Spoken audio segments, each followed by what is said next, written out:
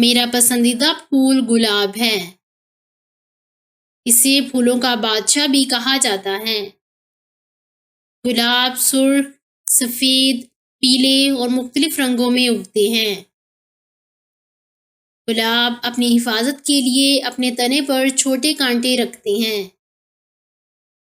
گلاب کو محبت اور شفقت کی علامت کے طور پر لیا جاتا ہے۔